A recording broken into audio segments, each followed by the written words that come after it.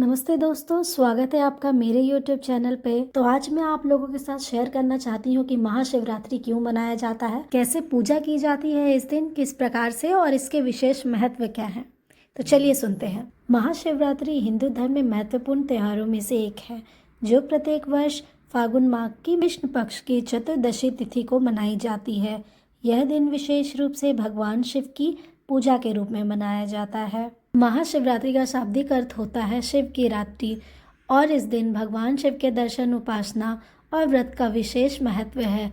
यह दिन विशेष रूप से शिव भक्तों के लिए एक धार्मिक पर्व होता है, जिसमें वे रात भर जागरण करते हैं और शिव के मंत्रों का जाप करते हैं। महाशिवरात्रि का धार्मिक महत्व अत्यधिक है।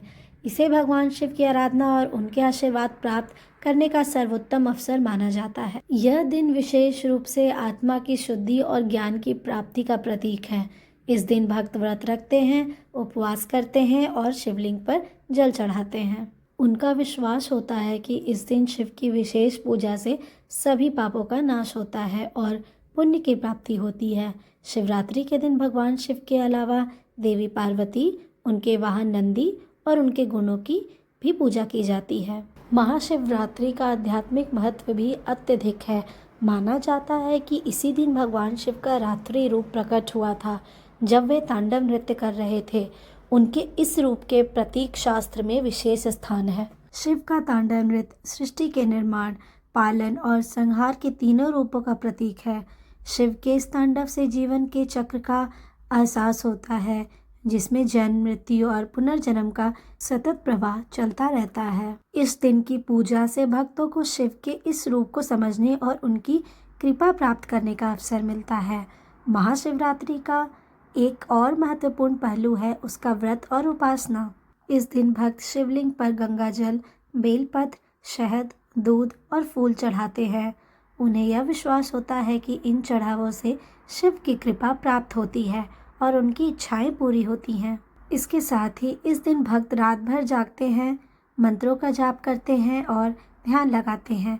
ओम नमः शिवाय का मंत्र इस दिन का प्रमुख मंत्र है, जो भक्त द्वारा निरंतर जाप किया जाता है। इस दिन का उद्देश्य केवल शिव की आराधना करना नहीं, बल्कि आत्मा की शुद्धि और मानसिक शांति प्राप्त करना भी होता है। महाशिवरात्रि के अवसर पर मंदिरों में विशेष पूजा और आराधना का आयोजन होता है।